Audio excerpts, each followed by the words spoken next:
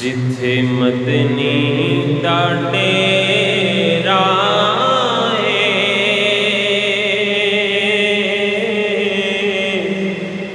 نی جندڑیے چل چلیے جتھے مدنی دا ڈیرا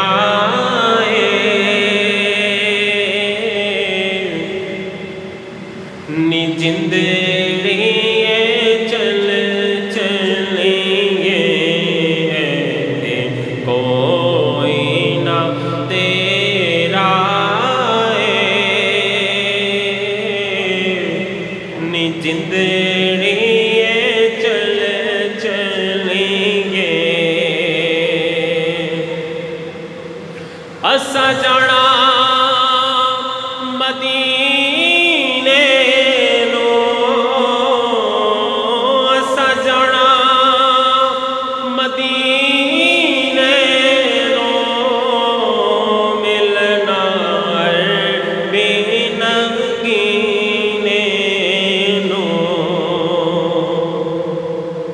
اسا جانا مدینے نو اسا جانا مدینے نو ملنا بے نگینے نو ہویا شوق بدھیرا جندڑیے چل چلیے ہویا شوق بدھیرا نی جندڑیے چل چلیے سونا درد بڑا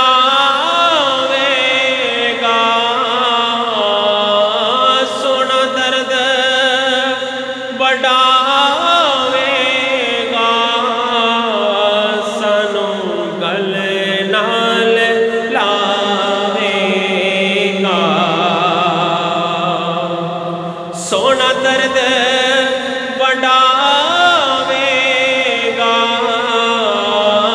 سونا درد بڑھاوے گا سانو گل نال لاوے گا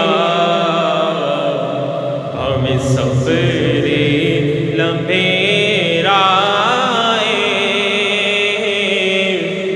جندڑیے چل چلیے ہمیں سفر لمبیرا نی جندڑیے چل چلیے تھے کوئی نہ تیرا نی جندڑیے چل چلیے جتھے مدنی دا ڈیرا نی جندڑیے چل چلیے تھے کوئی نہ تیرا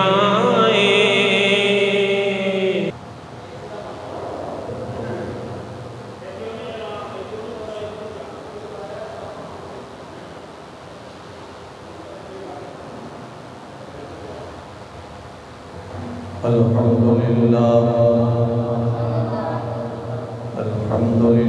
نحمده ونستعينه ونستغفره ونؤمن به ونتوكل عليه ونعوذ بالله من شرور أنفسنا ومن سيئات أعمالنا من يهده الله فلا مضل له ومن يضلله فلا هادي له ونشهد أن لا إله إلا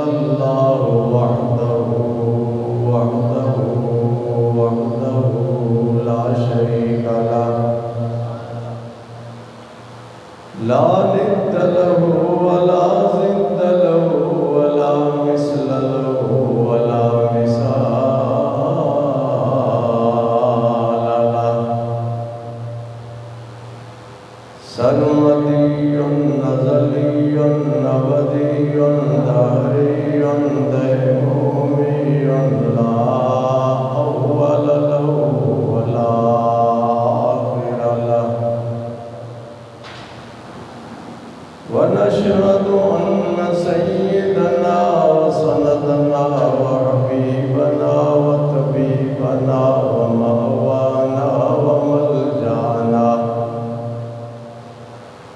در الله المخزون سر الله المكنون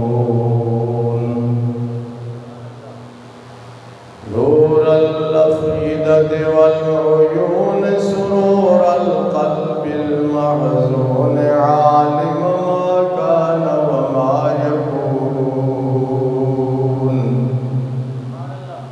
سيدنا ومولانا محمدا عبده ورسوله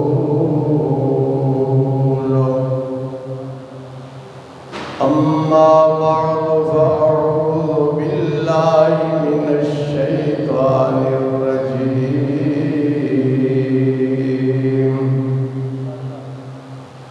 بسم الله الرحمن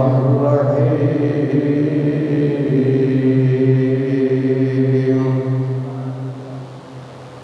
ولو أنهم إذ ظلموا أنفسهم جاءوك فاستغفروا الله واستغفر لهم الرسول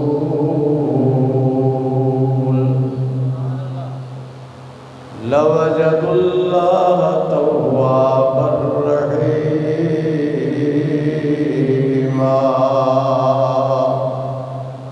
صدق الله مولانا العظيم وبلغنا رسوله النبي الأمين الكريم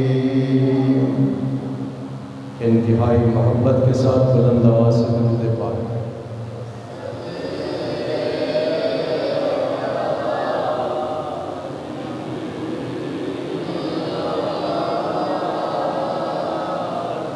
صلی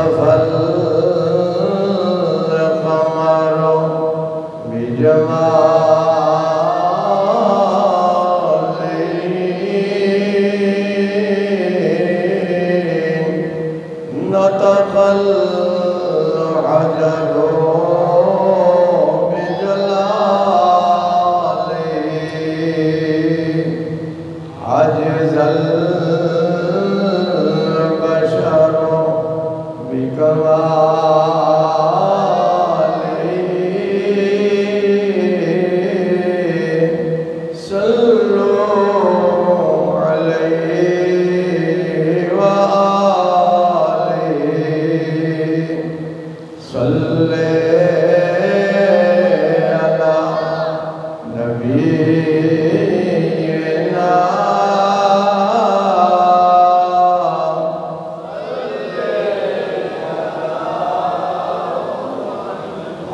पे ताज़ा शेर चाक,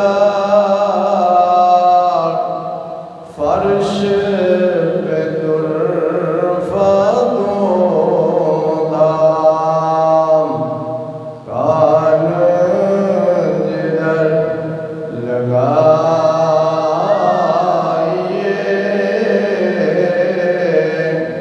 तेरी दास्तान है।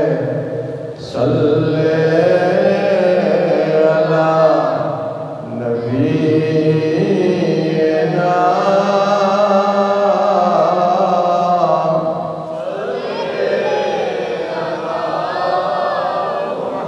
वो जो न थे तो कुछ न था,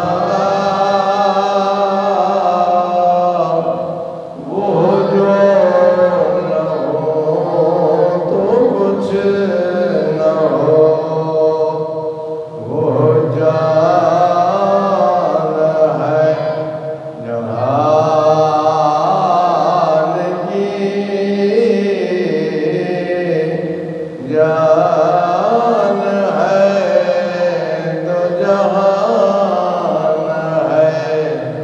सल्ले अला नबीना,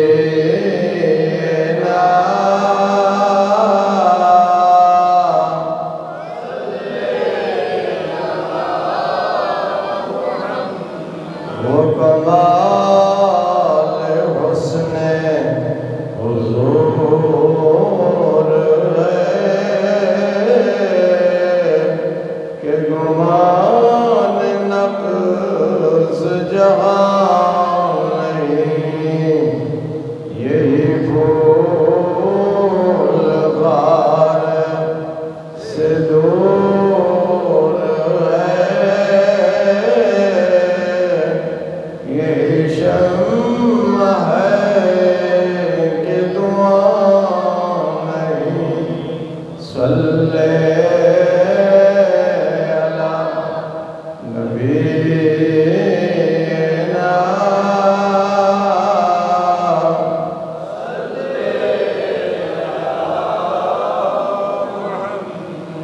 मद आहले तो अलविदा,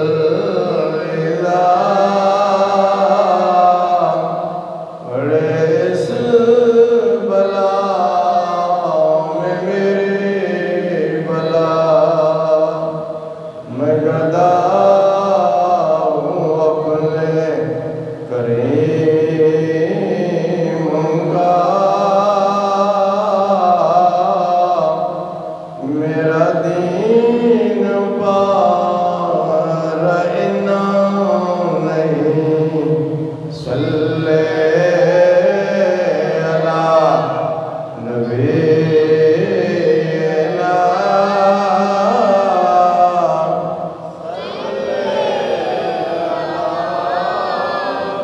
सल्ले अला शफीना,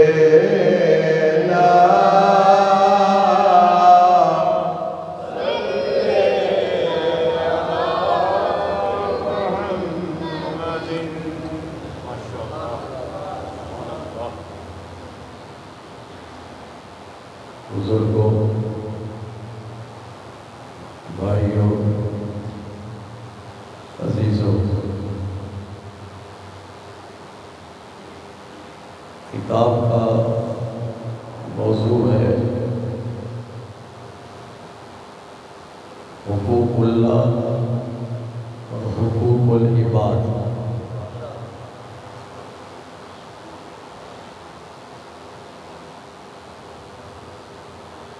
गुफ्तगू से पहले जनाब यूनुस साहब को मुबारकबाद पेश करते हैं कि उन्होंने मस्जिद के लिए इन पर्दों का इंतज़ाम किया।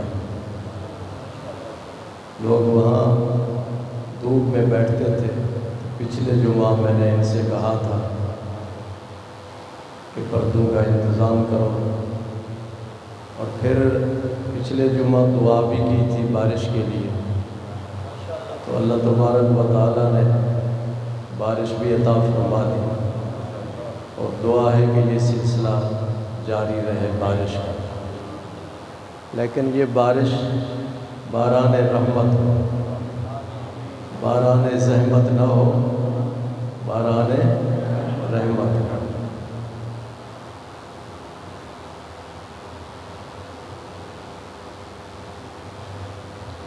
اللہ تبارک و تعالیٰ نے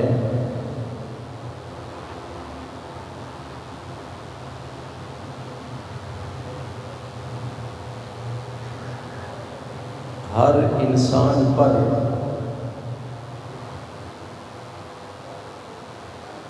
کچھ حقوق مقرر کیے ہیں۔ ہر انسان کے ذمے اللہ تعالیٰ نے کچھ حق لگائے ہیں، ذمہ داریاں اس کے سپرد کی۔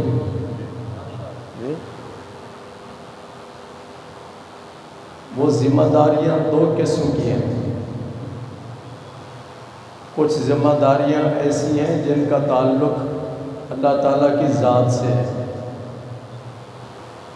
اور کچھ ذمہ داریاں ایسی ہیں جن کا تعلق لوگوں سے ہے۔ ان ذمہ داریوں کو عربی میں حقوق کہتے ہیں۔ اللہ تبارک و تعالیٰ کا ایک حق تو یہ ہے کہ نماز ادا کی جائے، اسے نماز فرض کی ہے، اس نے روزہ فرض کیا، یہ اللہ کا حق ہے، اس کو ادا کیا جائے۔ اس نے حج فرض کیا، حج ادا کیا جائے، تو یہ بھی اللہ کا ایک حق ہے۔ اسی طرح اللہ تبارک و تعالیٰ نے نیک عمل کرنے کا حکم دیا، یہ بھی نیک عمل ہے، یہ بھی اللہ تعالیٰ کا حق ہے۔ اور گناہوں سے بچنے کا بھی حکم دیا، یہ بھی اللہ کا حق ہے۔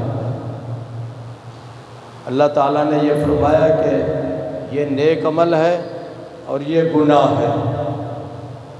گناہوں کی تفصیل بتانے کی ضرورت نہیں ہے، آپ سب لوگ جانتے ہیں۔ اگر ایک آدمی نماز نہیں پڑھتا تو گناہ گار ہے، روزہ نہیں رکھتا تو گناہ گار ہے، حج نہیں کرتا تو گناہ گار ہے، اور اسی طرح زکوٰۃ نہیں دیتا تو گناہ گار ہے۔ گناہ بندہ کرتا ہے، اور گناہ بخشنا یہ اللہ تبارک و تعالیٰ کا کرم ہے، اللہ کا فضل و کرم ہے کہ انسان گناہ کرے اور اس کے گناہ کو بخش دے، یہ اس کا فضل و کرم ہے۔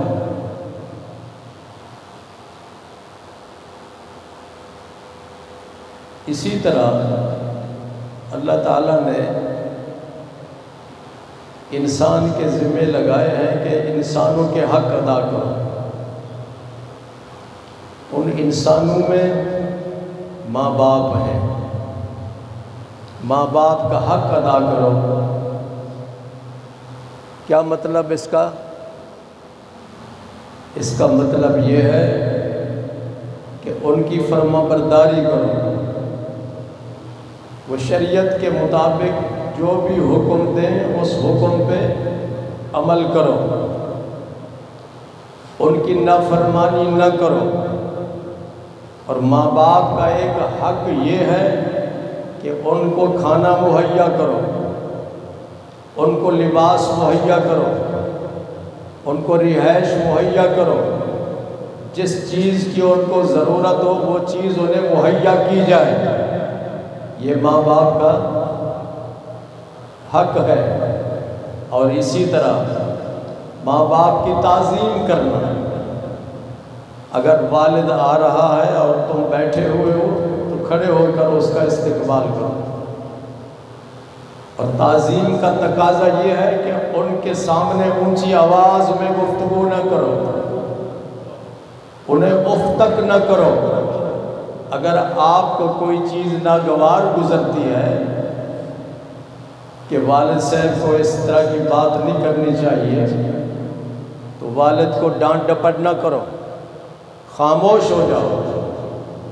اور اگر سمجھانا بھی ہو تو پیار محبت سے ان کو سمجھا دیا جائے۔ نہیں سمجھتے تو پھر تم پر فرض عائد نہیں ہوتا کہ ان کے ساتھ تم الجھو اور اپنی بات کو زبردستی منوانے کی کوشش کرو۔ میرے آقا کریم صلی اللہ علیہ وسلم نے ارشاد فرمایا، تمہیں معلوم نہیں کہ باپ کا مقام کیا ہے؟ ارشاد فرمایا، اوسط ابواب الجنہ، جنت کے تمام دروازوں میں سے جو درمیانہ دروازہ ہے وہ باپ ہے۔ جنت کے دروازوں میں سے جو درمیانہ دروازہ ہے وہ باپ ہے۔ اور ماں کے بارے میں ارشاد فرمایا، الجنت تحت اقدام امہاتکم، جنت تمہاری ماؤں کے قدموں کے نیچے ہے۔ اور یہ بات ذہن نشین کر لو کہ اگر کوئی شخص ماں باپ کی نافرمانی کرتا ہے تو گناہ گار ہے کہ نہیں؟ نافرمانی کرتا ہے، ان کی گستاخی کرتا ہے، ان کی بے ادبی کرتا ہے تو گناہ گار ہے۔ قیامت کے دن اس کو سزا ملے گی۔ سمجھ آ رہے ہیں؟ کئی گناہ ایسے ہوتے ہیں کہ جن کی سزا اللہ تعالیٰ دنیا میں بھی دیتا ہے اور آخرت میں بھی دے گا۔ اگر ایک آدمی نماز نہیں پڑھتا جی تو اس کو قیامت کے دن اس کی سزا ملے گی۔ ماں باپ کی اگر نافرمانی کرتا ہے، بے عزتی کرتا ہے، ان کی تعظیم نہیں کرتا، ان کا ادب نہیں کرتا، تو اس کو آخرت میں بھی سزا ملتی ہے اور دنیا میں بھی اس کو سزا ملتی ہے جی۔ اور دنیا میں سزا کیا ملتی ہے کہ اس پر رزق کے دروازے بند کر دیتا ہے اللہ تعالیٰ، اس کے معاشی حالات کو تنگ کر دیتا ہے۔ اور فرمایا، من اعرض عن ذکری فإن له معیشۃ ضنکا، اللہ ارشاد فرماتے ہیں جس نے میری نصیحت پر اور میرے ذکر پر، میری نصیحت اور میرے حکم پر عمل نہ کیا، میں اس پر معیشت تنگ کر دیتا ہوں۔ آج کل معاشی حالات جو ہمارے ملک کے خراب ہیں، اس کی ایک وجہ یہ بھی ہے، اور بھی کئی وجوہات ہیں۔ ایک وجہ یہ بھی ہے کہ ہمارے نوجوانوں کی اکثریت اپنے ماں باپ کی نافرمان ہے۔ اور میں نے بتایا تھا کہ قیامت کی نشانیوں میں سے حضور صلی اللہ علیہ وسلم نے ارشاد فرمایا، قیامت کی نشانیوں میں سے ایک نشانی یہ ہے کہ اولاد اپنے ماں باپ کی نافرمان ہوگی۔ تھوڑا سا پڑھ جاتے ہیں، پی ایچ ڈی کر لیا، ایم اے کر لیا، تو کہتے ہیں ہمارے ماں باپ کو کیا پتا، ہم ان سے زیادہ بہتر جانتے ہیں، نافرمانی شروع کر دیتے ہیں۔ بھیا ابو جی آپ کو کیا پتا، میں بہتر جانتا ہوں، اس طرح کی باتیں کرتے ہیں۔ تو یہ بات یاد رکھو، آقا کریم صلی اللہ علیہ وسلم نے ارشاد فرمایا، بھئی ہمارے نبی سچے ہیں یا نہیں؟ بولو جی، سچے ہیں۔ تو آپ نے ارشاد فرمایا کہ قیامت کی نشانیوں میں سے ایک نشانی یہ ہے کہ اولاد اپنے ماں باپ کی نافرمان ہوگی۔ تو انسانوں کے حقوق میں سے ماں باپ ہیں، ان کے حق ہیں، اور اسی طرح ہمسایہ اگر آپ کا کوئی ہے تو اس کا بھی حق ہے، اس کا بھی حضور صلی اللہ علیہ وسلم نے بہت زیادہ تاکید فرمائی کہ اپنے ہمسائے کے حقوق کو ادا کرو۔ صحابہ فرماتے ہیں اتنا زیادہ آپ نے تاکید فرمائی کہ ہم نے محسوس کر لیا کہ ہو سکتا ہے کہ حضور صلی اللہ علیہ وسلم ہمسائے کو ہمارا وارث بنا دیں، ہمسائے کو۔ اللہ اکبر۔ تو خلاصہ یہ کہ اللہ کے حقوق اگر کوئی شخص ادا کرتا ہے تو ثواب ملے گا، اور اگر حقوق ادا نہیں کرتا تو گناہ ہوگا۔ کیا ہوگا؟ گناہ ہوگا، اسی طرح ماں باپ کے حقوق ادا کرے گا ثواب ہوگا، اگر ان کے حقوق ادا نہیں کرے گا، نافرمانی کرے گا تو گناہگار ہوگا۔ جی ماں باپ کا اگر کوئی گناہگار ہو تو بخشوانے کا طریقہ کیا ہے؟ بخشوانے کا، اگر کوئی ماں باپ کی نافرمانی کرتا ہے، انہیں دکھ پہنچاتا ہے،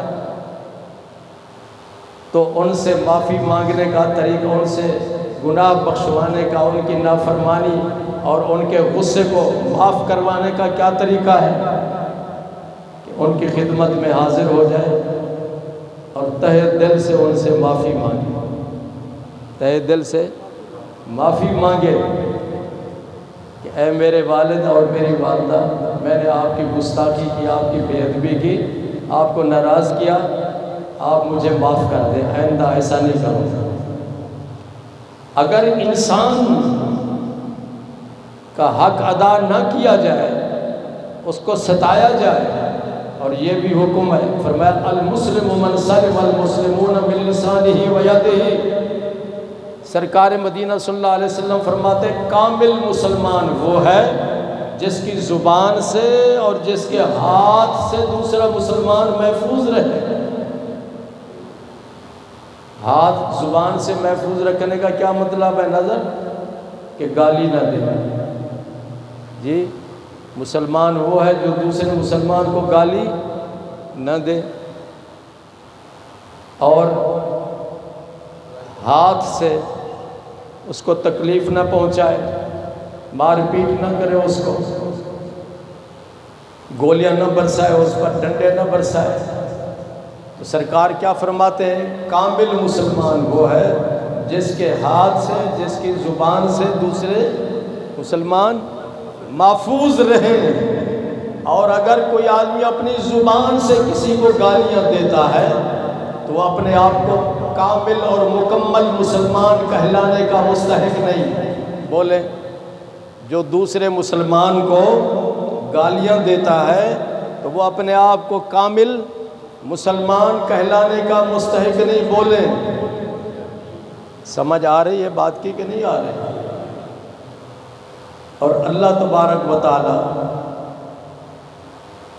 کہ اگر کوئی حق ادا نہیں کرتا، نماز نہیں پڑھتا، روزہ نہیں رکھتا، حج نہیں کرتا، زکوٰۃ نہیں دیتا، صدقہ خیرات نہیں کرتا، جو اللہ تعالیٰ نے جن چیزوں سے منع کیا اس سے منع نہیں ہوتا، شراب سے منع کیا شراب پیتا ہے، جی جوئے سے منع کیا وہ جوا کھیلتا ہے، چوری سے منع کیا وہ چوری کرتا ہے، ڈاکے سے منع کیا ڈاکہ مارتا ہے، تو ایسا شخص اللہ تبارک و تعالیٰ کا نافرمان ہے اور وہ گناہگار ہے۔ کیا ہے؟ انسان کا خطا کار ہو تو وہ اس سے جا کر معافی مانگے گا۔ اب اللہ تبارک و تعالیٰ سے گناہ بخشوانا ہے، اسے معافی مانگنی ہے، تو اس کا طریقہ کیا ہے؟ جی اللہ تک تو ہم نہیں پہنچ سکتے نا۔ دنیا میں تو باپ کے ماں کے پاؤں تو پکڑ لیں گے نا کہ ہمیں معاف کر دو، لیکن اللہ تبارک و تعالیٰ سے اپنا گناہ بخشوانے کے لیے تو اللہ کے پاس تو نہیں جا سکتے ہم۔ اس کا طریقہ کیا ہے؟ اللہ سے گناہ بخشوانے کا طریقہ کیا ہے؟ اللہ کی نافرمانی کو دور کرنے کا طریقہ کیا ہے؟ اس کا طریقہ اللہ تعالیٰ نے قرآن مجید میں بیان کیا۔ قرآن کون سا پارہ ہے؟ 5ویں پارے کی یہ آیت ہے، وَلَوْ أَنَّهُمْ إِذْ ظَلَمُوا أَنفُسَهُمْ جَاءُوكَ فَاسْتَغْفَرُوا اللَّهَ وَاسْتَغْفَرَ لَهُمُ الرَّسُولُ لَوَجَدُوا اللَّهَ تَوَّابًا رَحِيمًا۔ ارشاد فرمایا اگر تو مجھ سے معافی مانگنا چاہتا ہے، مجھ سے معافی مانگنا چاہتا ہے تو اس کی 3 شرطیں ہیں۔ لیاقت کتنی؟ 3 شرطیں ہیں۔ پہلی شرط تو یہ ہے کہ تم میرے محبوب کی بارگاہ میں حاضر ہو جاؤ۔ پہلی شرط کیا ہے؟ جاؤ کا، آپ کی خدمت میں حاضر ہو جائے۔ بھئی مجرم تو اللہ کا ہے کہ نہیں؟ نافرمان تو اللہ کا ہے۔ اللہ فرماتا ہے تو گناہ بخشوانا چاہتا ہے، نافرمانی بخشوانا چاہتا ہے، معافی چاہتا ہے تو میرے محبوب کی بارگاہ میں حاضر ہو جا۔ یہ ضروری نہیں کہ آپ اس دنیا میں موجود ہوں تو پھر ان کی خدمت میں حاضر ہو جاؤ، دنیا سے رخصت ہو جائے تو پھر نہ ہو، نہیں۔ قرآن فرماتا ہے جاؤ کا، یہ نہیں فرمایا کہ زندگی میں آپ کے پاس آئیں، قیامت تک لوگوں کو حکم ہے، گناہ بخشوانا چاہتے ہو، مجھ سے معافی چاہتے ہو تو میرے محبوب کریم صلی اللہ علیہ وسلم کی بارگاہ میں حاضر ہو جاؤ۔ اس دنیا میں موجود ہوں پھر بھی حاضر ہو جاؤ، دنیا میں موجود نہ ہوں تو پھر بھی ان کی خدمت میں حاضر ہو جاؤ۔ دوسری شرط یہ ہے آپ کے پاس وہ مجرم، جی وہ گناہگار حاضر ہو کر اللہ تعالیٰ سے معافی مانگے، آپ کے پاس آ کر آپ کی خدمت میں حاضر ہو کر اللہ تعالیٰ سے معافی مانگے، یا اللہ مجھے بخش دے۔ تیسری شرط یہ ہے واستغفر لهم الرسول، کہ حضور صلی اللہ علیہ وسلم بھی سفارش کریں کہ یا اللہ میرے اس امتی کو بخش دے۔ جب یہ تین شرطیں پوری ہو جائیں گی اللہ یقین دلاتا ہے، یقین نہ بھی دلائے تو پھر بھی اس کی بات میں تو یقین ہے نا، لیکن لفظ ایسے استعمال فرمائے ہیں اللہ تعالیٰ نے کہ عربی گرامر کے مطابق وہ یقین والے الفاظ ہیں، تاکید والے الفاظ ہیں۔ فرمایا لَوَجَدُ اللَّهَ تَوَّابًا رَحِيمًا، وہ ضرور بالضرور اللہ تبارک و تعالیٰ کو توبہ قبول کرنے والا اور مہربانی کرنے والا پائیں گے۔ ایک شخص، اللہ اکبر، دیہاتی شخص تھا، مدینہ منورہ میں تو اس وقت ماشاءاللہ بہت بڑی اعلیٰ قسم کی بلڈنگیں ہیں، خوبصورت بلڈنگیں بنی ہوئی ہیں۔ حضور صلی اللہ علیہ وسلم کے زمانے میں تو کچے گھر ہوتے تھے۔ تو ایک شخص دیہات کا رہنے والا مدینہ منورہ میں حاضر ہوا، اس نے لوگوں سے پوچھا اين رسول اللہ صلی اللہ علیہ وسلم، حضور صلی اللہ علیہ وسلم کہاں ہیں؟ تو لوگوں نے بتایا کہ حضور صلی اللہ علیہ وسلم کا تو وصال ہو گیا، آپ کو وصال فرمائے ہوئے تقریباً 3 دن ہو چکے تھے، اور ایک روایت کے مطابق 18 دن ہو چکے تھے۔ بارکیف یہ بات تو یقینی ہے کہ آپ کا وصال ہو چکا تھا۔ سرکار مدینہ صلی اللہ علیہ وسلم کی قبر انور پہ وہ حاضر ہوا، اور اس وقت قبر انور اس طرح اوپن ایریے میں نہیں تھی، حجرہ مبارک میں تھی۔ کس میں تھی؟ جب حضور صلی اللہ علیہ وسلم کا وصال ہوا تو صحابہ نے آپس میں مشورہ کیا کہ حضور صلی اللہ علیہ وسلم کو کہاں دفن کیا جائے۔ کسی نے کہا کہ جنت البقیع میں دفن کیا جائے، کسی نے کہا کہ جنت المعلا مکہ مکرمہ میں دفن کیا جائے، کسی نے کہا کہ بیت اللہ شریف کا جہاں طواف ہوتا ہے وہاں دفن کیا جائے، کسی نے کہا کہ بیت اللہ شریف کے اندر دفن کیا جائے۔ اس طرح مشورہ دیا صحابہ نے۔ آخر میں حضرت ابو بکر صدیق رضی اللہ تعالیٰ عنہ نے اپنا مشورہ دیا۔ آپ نے ارشاد فرمایا میں نے حضور صلی اللہ علیہ وسلم سے حدیث سنی ہے۔ حضور صلی اللہ علیہ وسلم نے ارشاد فرمایا جس نبی کا جس مقام پر وصال ہو، نبی کا جس جگہ پر وصال ہو، اس نبی کو اسی جگہ پہ دفن کیا جائے۔ سمجھ رہے ہیں آپ؟ تو حاجی صاحب حضور صلی اللہ علیہ وسلم کا وصال کہاں ہوا تھا؟ خاموش رہو بھی جی، نہیں مدینہ منورہ میں تو ہوا تھا، جگہ کون سی تھی؟ حضرت عائشہ صدیقہ رضی اللہ تعالی عنہا کے حجرے میں۔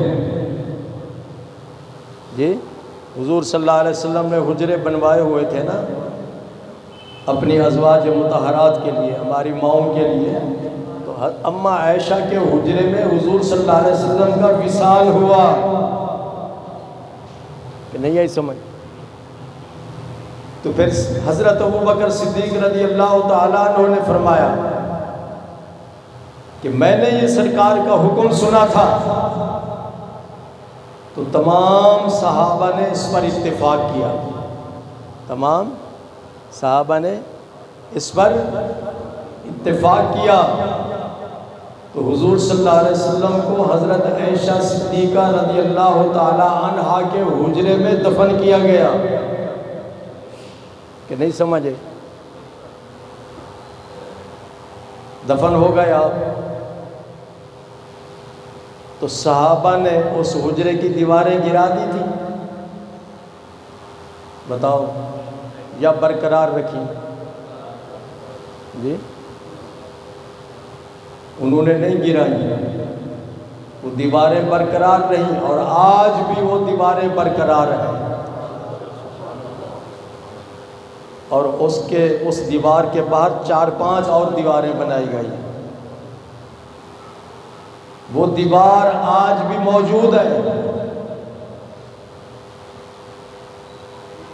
ترکیوں نے جنت البقیع میں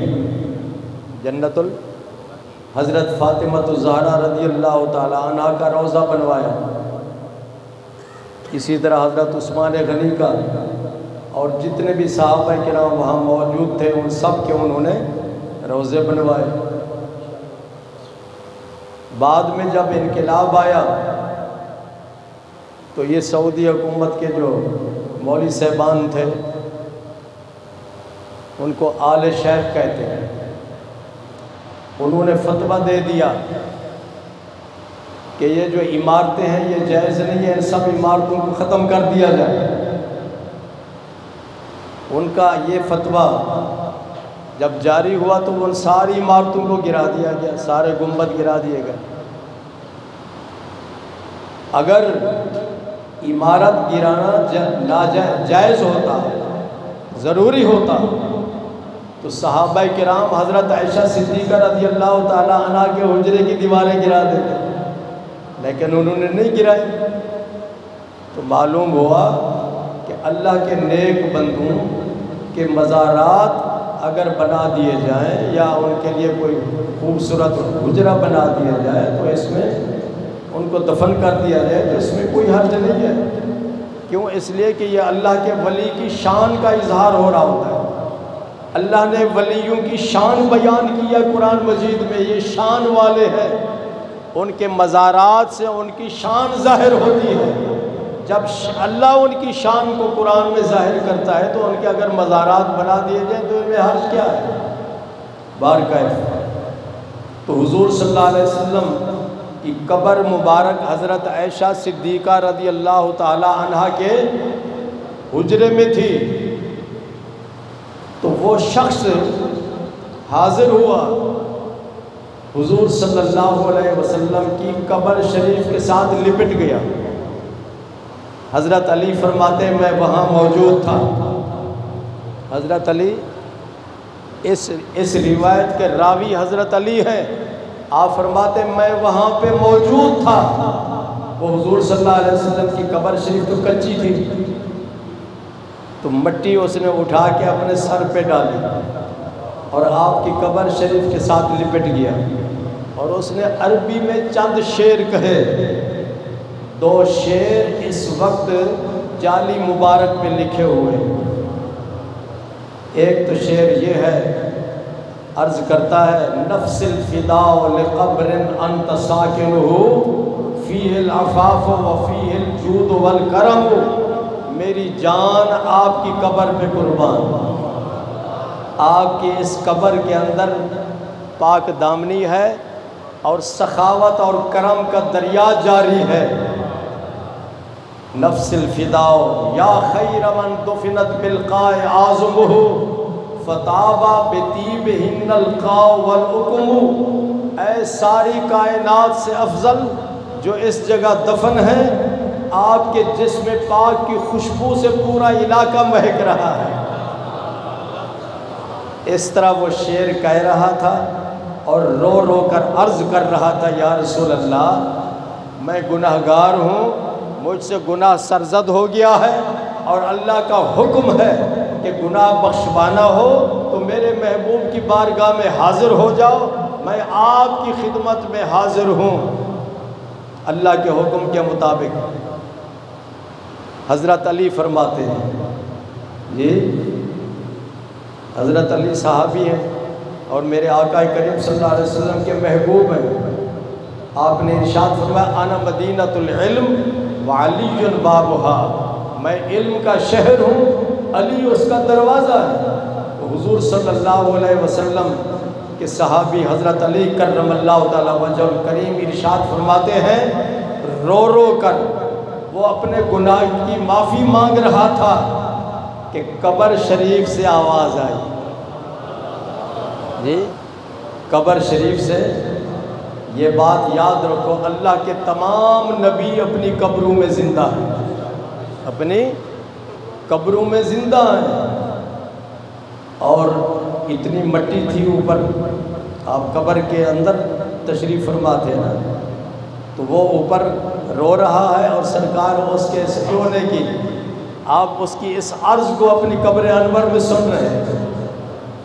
تو سرکار میں حضرت علی فرماتے ہیں قبر شریف سے آواز آئی انہو قد غفر لک، اے رونے والے تو نہ رو، اللہ تبارک و تعالیٰ نے تیرے گناہوں کو معاف کر دیا۔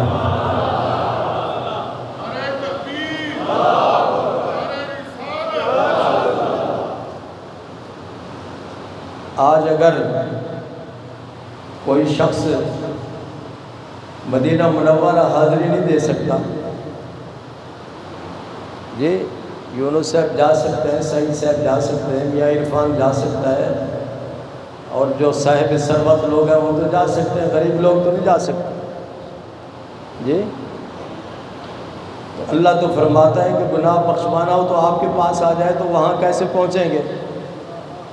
وہاں کیسے پہنچیں گے؟ تو اس کا جواب امام غزالی نے دیا۔ امام غزالی فرماتا ہے جب تو اتحیات پڑھتا ہے تو کہتا ہے اتحیات للہ والصلوات والطیبات، پڑھتے ہو یا نہیں؟ اس کے بعد کیا کہتے ہو؟ السلام علیکہ ایھا النبی، تجھ پر سلام، تجھ پر۔ عربی گرامر کے مطابق یہ لفظ اس وقت استعمال ہوتا ہے جب کوئی سامنے ہو، جب کوئی سامنے ہو۔ تو امام غزالی فرماتے ہیں کہ جب نماز پڑھے تو یہ یقین کر لے کہ حضور صلی اللہ علیہ وسلم میرے سامنے جلوہ گر ہے، تو پھر تو موجود ہے نا، سرکار ہر جگہ موجود ہے اللہ تعالیٰ کے حکم کے مطابق۔ تو اس لیے یقین کامل ہونا چاہیے۔ جی عشق و محبت کے ساتھ اپنا سینہ منور کر کے یہ تصور کرو کہ میرے آقا میرے سامنے ہیں، تو پھر کہو کہ یا اللہ میرا گناہ بخش دے، تو آپ سرکار کی بارگاہ میں حاضر ہیں۔ تو اللہ تعالیٰ نے قرآن پاک میں ارشاد فرمایا اگر تو مجھ سے اپنا گناہ بخشوانا چاہتا ہے، مجھ سے معافی چاہتا ہے، تو 3 شرطیں ہیں۔ پہلی شرط یہ ہے میرے محبوب کی بارگاہ میں حاضر ہو جاؤ، دوسری شرط یہ ہے کہ حاضر ہو کر عرض کرو کہ یا اللہ میرا گناہ بخش دے، تیسری شرط یہ ہے کہ سرکار مدینہ صلی اللہ علیہ وسلم بھی دعا کریں کہ یا اللہ میرے اس گناہ گار امتی کو بخش دے۔ دعا کیجئے کہ اللہ تبارک و تعالی ہم جیسے گناہ گاروں کے گناہوں کو بخش دے اور ہم سب کو نیک عمل کی توفیق عطا فرمائے۔ وآخر دعوانا الحمدللہ۔